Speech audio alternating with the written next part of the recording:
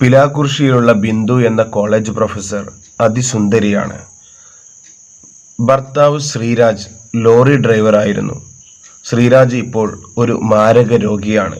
ശരീരം മെലിഞ്ഞൊട്ടി എല്ലുപോലെ ആയിരിക്കുന്നു. ശ്രീരാജ് തൻ്റെ കഴിഞ്ഞ കാലങ്ങൾ എപ്പോഴും ഹോസ്പിറ്റലിൽ ഇരുന്ന് ചിന്തിച്ചുകൊണ്ടേയിരിക്കും. ശ്രീരാജ് ബിന്ദു ടീച്ചറെ വിവാഹം കഴിക്കുന്ന സമയം ബിന്ദു +2 കഴിഞ്ഞ് വീട്ടിലിരിക്കുകയായിരുന്നു. ബിന്ദുവിൻ്റെ അച്ഛൻ വളരെ പാവപ്പെട്ട ഒരാളായിരുന്നു. വാർദ്ധക്യത്തിൻ്റെ അസുഖങ്ങൾ കാരണം അദ്ദേഹത്തിന് മരുന്നിന് പോലും പണമുണ്ടായിരുന്നില്ല. അത് കാരണം മകളെ തുടർന്ന് പഠിപ്പിക്കാൻ അദ്ദേഹത്തിന് കഴിയുമായിരുന്നില്ല. അങ്ങനെയിരിക്കെയാണ് ശ്രീരാജ് അവളെ വിവാഹം കഴിക്കുന്നത്. സാധാരണ ലോറി ഡ്രൈവറായിരുന്ന ശ്രീരാജ് അവൾ പഠിക്കാൻ മിടുക്കിയാണ് എന്ന് മനസ്സിലാക്കിയതിനെ തുടർന്ന് അവളെ വീണ്ടും പഠിക്കാൻ വിട്ടു. ശ്രീരാജിൻ്റെ ലോറിക്ക് ട്രിപ്പ് വളരെ കുറവാണ്. ട്രിപ്പ് കിട്ടിയാൽ തന്നെ അത് വളരെ ലോങ് ആയിരിക്കും. ബോംബെയിലേക്കോ ഡൽഹിയിലേക്കോ ഒക്കെ ആയിരിക്കും ട്രിപ്പ്. പോയാൽ 8 ദിവസം 9 ദിവസം ഒക്കെ കഴിഞ്ഞേ വീട്ടിലെത്തൂ. ലോങ് ട്രിപ്പായതിനാൽ അത്യാവശ്യം പണം ഒരു ട്രിപ്പ് കൊണ്ട് തന്നെ ശ്രീരാജിന് കിട്ടും. ശ്രീരാജിൻ്റെ വീട്ടിൽ ശ്രീരാജും ബിന്ദുവും ശ്രീരാജിൻ്റെ അമ്മയും മാത്രമാണ് ഉള്ളത്. ട്രിപ്പ് കഴിഞ്ഞ് ശ്രീരാജ് വീട്ടിലെത്തിയാൽ പിന്നെ അമ്മയെയും ബിന്ദുവിനെയും കൂട്ടി പുറത്തു പോകും. സാധനങ്ങൾ വാങ്ങും. അവർ അന്ന് പുറത്തു നിന്ന് വല്ലതും ഭക്ഷണം കഴിക്കും. അതുപോലെ ബിന്ദുവിൻ്റെ വീട്ടിലേക്കും അത്യാവശ്യം സാധനങ്ങൾ വാങ്ങും. എന്നിട്ട് ബിന്ദുവിൻ്റെ വീട്ടിൽ പോകും. ബിന്ദുവിൻ്റെ വീട്ടിൽ ബിന്ദുവിൻ്റെ അനിയനും അമ്മയും അച്ഛനും മാത്രമാണുള്ളത്. ബിന്ദുവിൻ്റെ അമ്മ ഹോട്ടലിൽ പാത്രം കഴുകിയാണ് അവരുടെ ജീവിതം മുന്നോട്ട് പോകുന്നത്. ബിന്ദുവിൻ്റെ അച്ഛന് പ്രായത്തിൻ്റെ അവശതകളുണ്ട്. ബിന്ദുവിൻ്റെ അനിയൻ അഭിജിത്ത് ഓട്ടിസം ബാധിച്ച ഒരു കുട്ടിയാണ്. അവന് 20 വയസ്സായെങ്കിലും കൊച്ചുകുട്ടിയുടെ ബുദ്ധിയാണുള്ളത്. ശ്രീരാജ് അവർക്ക് വാങ്ങിയ വീട്ടു സാധനങ്ങൾ ബിന്ദുവിൻ്റെ അമ്മയെ ഏൽപ്പിക്കും. കുറച്ച് ക്യാഷും കയ്യിൽ കൊടുക്കും.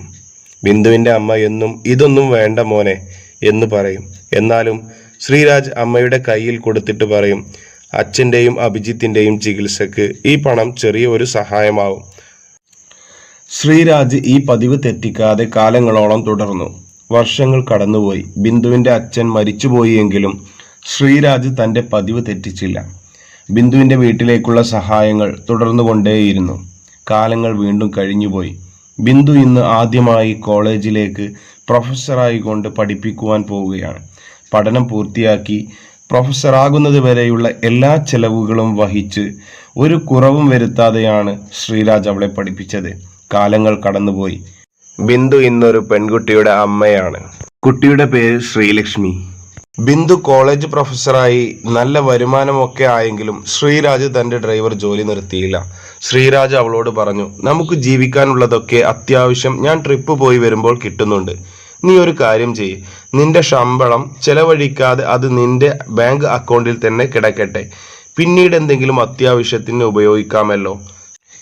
കാലങ്ങൾ വീണ്ടും കടന്നുപോയി. കോളേജ് പ്രൊഫസറായ ബിന്ദുവിന് തൻ്റെ ഭർത്താവ് ശ്രീരാജ് ലോറി ഡ്രൈവറാണ് എന്ന് വിദ്യാർത്ഥികളോടോ മറ്റുള്ളവരോടോ പറയുന്നത് കുറച്ച് കുറവായി തോന്നിത്തുടങ്ങി.